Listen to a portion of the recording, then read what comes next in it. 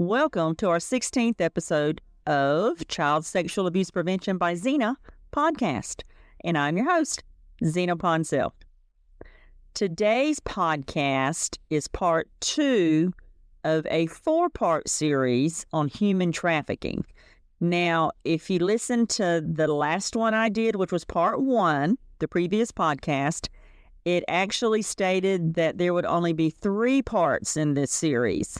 Well, I've added a 4th part because I went back and started looking at my information, and I didn't have anything in there to help you talk to your kids to let them know what everything's about as far as the sexual exploitation part.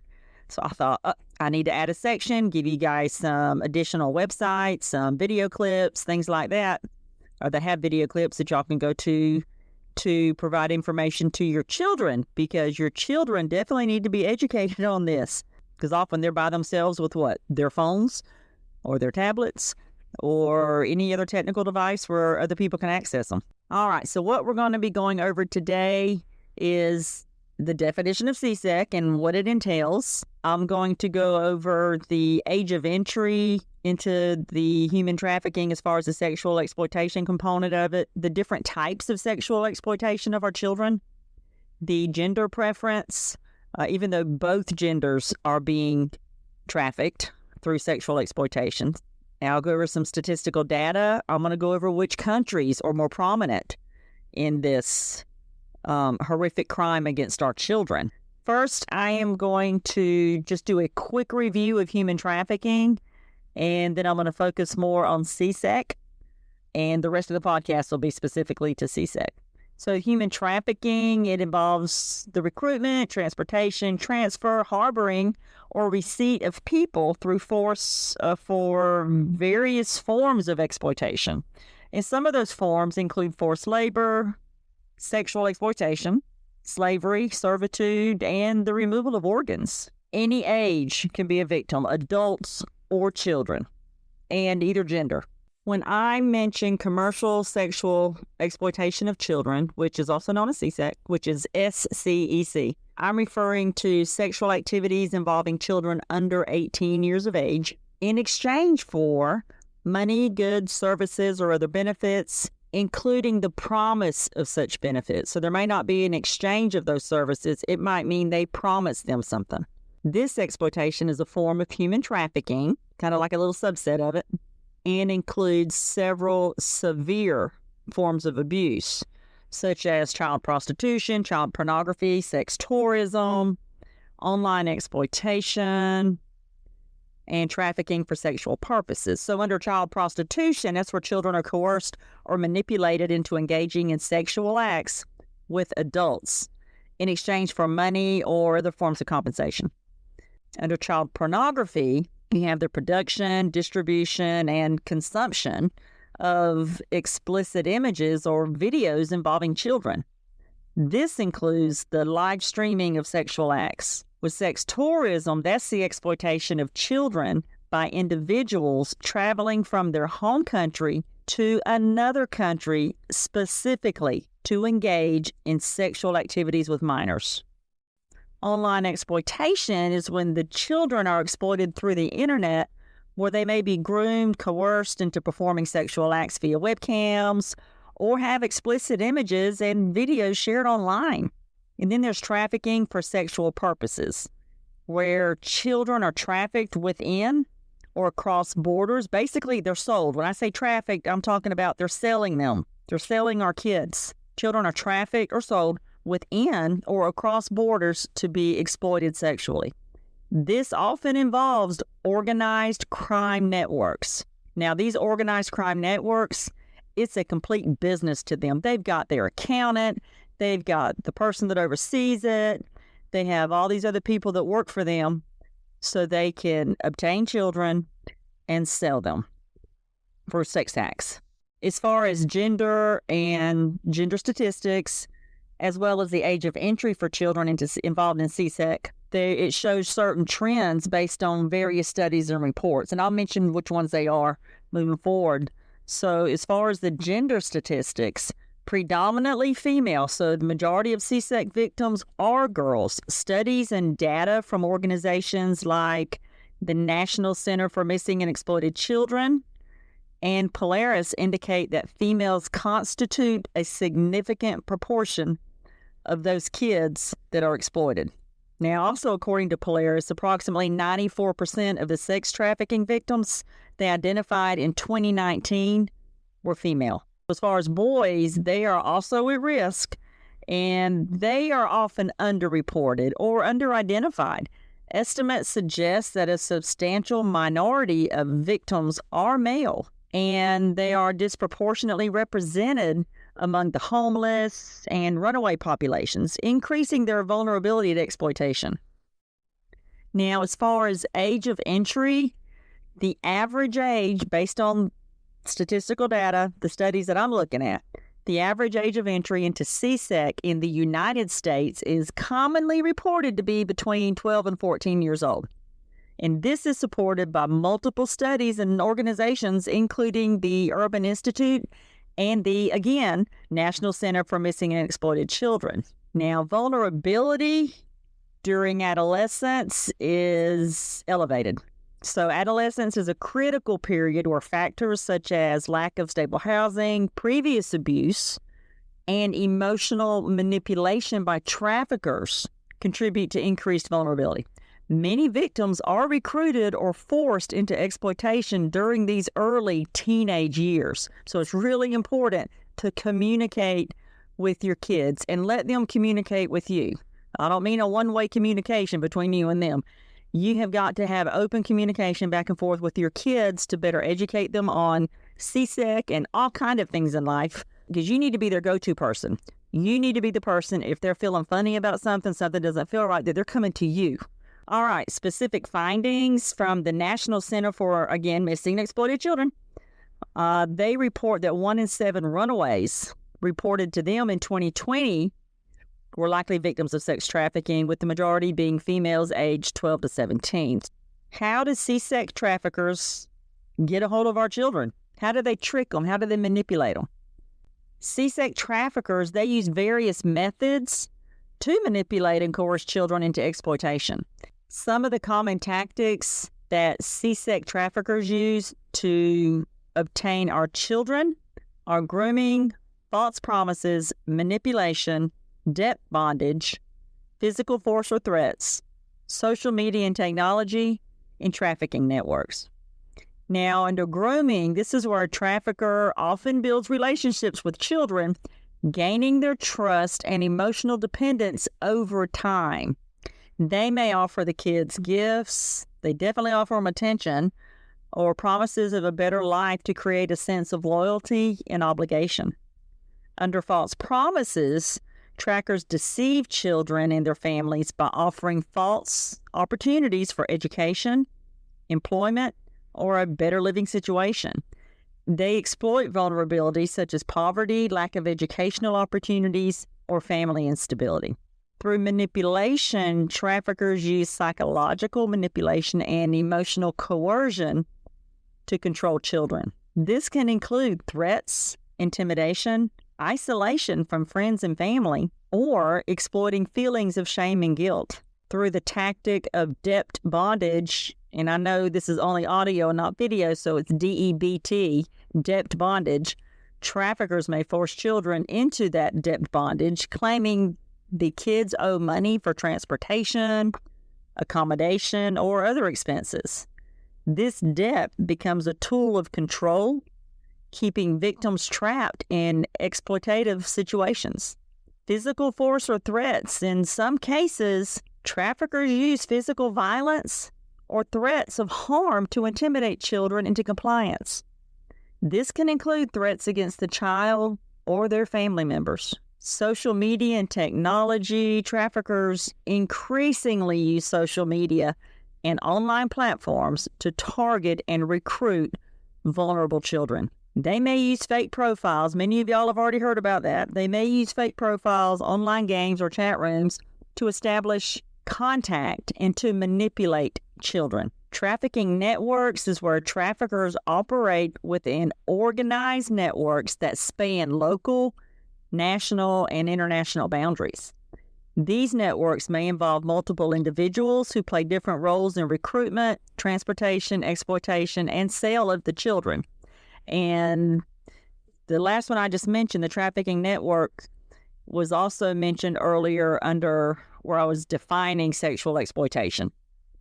Let's look at the statistical data globally. Well, this is mainly going to be globally. If it's otherwise, you'll hear me say it. But I'm going to read through some of the stats and the organizations that actually did the studies to gather this information. Now, keep in mind, there's a lot of CSEC stuff going on out there with our kids that's underreported. Under global estimates, according to the International Labor Organization, approximately 1.2 million, with an M, children are trafficked each year for the purpose of exploitation, including sexual exploitation. And then UNICEF did a study. They estimate that millions of children worldwide are involved in CSEC. So those right there are very similar. As far as regional data, in the United States, the National Center for Missing and Exploited Children reported an increase in online exploitation during the COVID-19 pandemic, with a 98.66 increase in reports of online enticement in 2020 compared to 2019. In Southeast Asia, which is a region known for child sex tourism, ECPAT International reports that children as young as 5, you heard me correctly, they report that children as young as 5, that's 5 years old, are involved in prostitution and other forms of sexual exploitation. Now, some more trafficking data. The United Nations Office on Drugs and Crime report that 20% of all human trafficking victims globally are children, with a significant proportion for sexual exploitation. That study itself the whole study was not specific to CSEC, but it just did say that reports of 20% of all human trafficking victims globally are children, so it pulled that component out, with a significant proportion trafficked for sexual exploitation. Okay, online exploitation. We're back to the internet. The Internet Watch Foundation, also known as the IWF, identified and removed over 250,000 URLs containing child sexual abuse material in 2020 alone. Remember, that's the COVID year. They removed over 250,000 URLs containing child sexual abuse material in 2020 alone. And also, as far as online exploitation, a study by Thorn, that's THORN, in case y'all want to look any of this up, found that 63% of victims of child sex trafficking in the United States had been advertised online. So people are obtaining these children for CSEC, and they're advertising the kids online to sell to other people or to sell their photographs. Okay, as far as the economic impact, the illicit profits from the global commercial sexual exploitation of children are estimated to be in the billions, that's with a B, billions of dollars annually, with traffickers exploiting the most vulnerable populations for significant financial gain. So as of 2024, the United States has a very comprehensive legal framework to combat the commercial sexual exploitation of children. So key federal laws and regulations include the following. I'm not going to go into great detail on them. I'm literally just going to read the heading of them or what the laws are. And there's one I might go into a little bit, but you'll know it when I get there. So anyway, we have Trafficking Victims Protection Act of 2000 and its reauthorizations.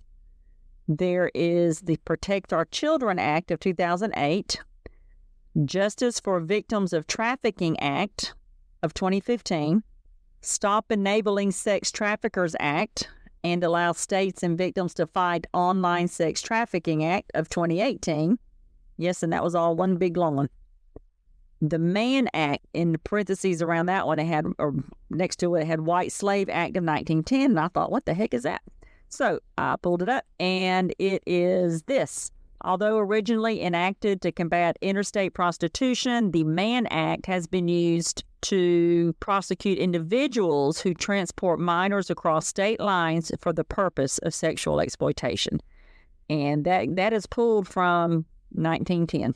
Moving forward, we have the Child Protection and Obscenity Enforcement Act, Prosecutorial Remedies and Other Tools to End the Exploitation of Children Today Act of 2003, Combating Online Predators is another one. And then with the states, and the state that I'm in, they've recently, as in the past, what year is this, 24? The past 2-3 years, have upped the ante on the human trafficking is now required. Human trafficking education is now required in the school system, public school systems, to the children, directly to the children, for, I believe, 6th through 9th grade, or 6th through 12th. I have to go back and look at that. I'm not in the schools anymore, so. But anyway, based on the state laws, here's what it says about that. Each state has its own laws and penalties related to CSEC, which often mirror and complement federal statutes. States have enacted legislation to address human trafficking, child prostitution, and child pornography, providing additional resources for victims and penalties for offenders. In addition to these laws, various federal agencies, including the FBI, Department of Homeland Security, and the Department of Justice, the DOJ, play critical roles in enforcing these laws and supporting victims. The U.S. also collaborates with international organizations in other countries to combat CSEC globally. Public awareness campaigns, victim support services, and partnerships between government and non-governmental organizations are essential components of the broader strategy to eradicate CSEC. So I'm very proud of our little U.S. here. I haven't dug too deep into other places as far as CSEC. I do have one more thing, well, a few more things probably, to go over with you on the different countries that have a higher influx, I guess, of CSEC. But I'm fixing to go over that with you. I myself am currently sitting in the United States. That's where I'm located. So I was interested in the United States statistical data on CSEC. So I pulled a few things. I'm not going to go over all of it, but I'm just going to go over a few of the key points as far as the stats for the United States. But if you want some stats specific to your country, you can shoot me an email at CSA Prevention by Zina, that's Zina, at gmail.com. And say, hey, how about some CSEC stats for my country, and just give me your country and I'll do some digging for you. If not, I'll refer you to someone else that can if I can't find it. Okay? So give me a holler if you want me to help you look up some information. In the meantime, I'm going to go over again the CSEC stats in the United States. And these are from various reporting sources. As far as the data, so let's see, the National Center for Missing and Exploited Children, they received 17,000 reports of suspected child sex trafficking in 2020. Again, COVID year. Polaris, which operates the United States National Human Trafficking Hotline, reported 10,583 cases of human trafficking in the U.S. in 2021, with a significant proportion involving minors and sexual exploitation. So initially, I believe the way I'm reading it is that the 10,583 cases of human trafficking in the U.S. from that particular report were probably adults and children, but with a significant proportion of them being kids, if I'm reading it correctly. So let's see. Online exploitation, reports of online enticement increased by 98.66% in 2020 compared to 2019. Victims of CSEC in the United States come from diverse backgrounds, but vulnerable populations such as the homeless youth, the LGBT youth, and children in foster care are disproportionately affected. The countries with the largest demand for CSEC children, kind of known as the hotspots, are Southeast Asia, South Asia, Latin America, Africa, Eastern Europe, and yes, the United States. So as far as Southeast Asia, you have Thailand and the Philippines. They are major destinations for child sex tourism. Poverty, corruption, and inadequate law enforcement contribute to the problem in Southeast Asia. In South Asia, you have India, that has significant issues with CSEC driven by both domestic demand and international tourists. Latin America, where you have Brazil and Mexico, they're known for high rates of CSEC, particularly in tourist areas and border regions. Africa, countries such as South Africa and Kenya face challenges with CSEC, often linked to sex tourism and trafficking networks. Remember, sex tourism is where people go to those countries specifically to have sex with kids. Eastern Europe, nations like Ukraine and Romania have been identified as source and destination countries for trafficked children. Now, let's look at the United States. The United States has a significant problem with CSEC, with many cases of domestic trafficking and online exploitation. Efforts to combat CSEC in these countries involve international cooperation, stronger legal frameworks, better law enforcement, public awareness campaigns, and support services for victims. So people, our little world is trying to come together to better protect our children from these horrific crimes. I'm going to go ahead and pop off here for today. And now next week, we'll be going over myths and facts of CSEC. So that'll be part 3 of the 4-part of human trafficking. And then the 4th part will drop on August the 1st. And that's going to be the one where I'm going to be talking to you about how you can educate your children on the tricks that traffickers use to gain their trust, to get them out of their house, to promise them the moon so they can take your kids and sell them. So that's what I'll be focusing on August the 1st when that one drops. Thank you wherever you're listening from. I really appreciate you guys and for hanging in there with me as I figure out this podcast world. So I think I'm slowly getting there, baby steps, who knows. But anyway, let's move forward. I will be back next Thursday. I'm not sure what time it'll pop on, but it'll be here sometime next Thursday, and we'll go over myths and facts of CSEC. Shoot me an email at csapreventionbyzina@gmail.com if you would like additional information or have any questions. Remember, whether you learn about child sexual abuse from me or someone else, please learn about it from somewhere. There are some very informative podcasts, blogs, and probably local education on the subject offered right in your community. Just check around. Please don't forget to take good care of you. Remember, you are important and you matter. And of course, thanks for looking out for all of those kids, from babies to tweens to teens. Looking forward to tossing some more information your way next week. Have a super weekend. Don't forget me say, I appreciate it.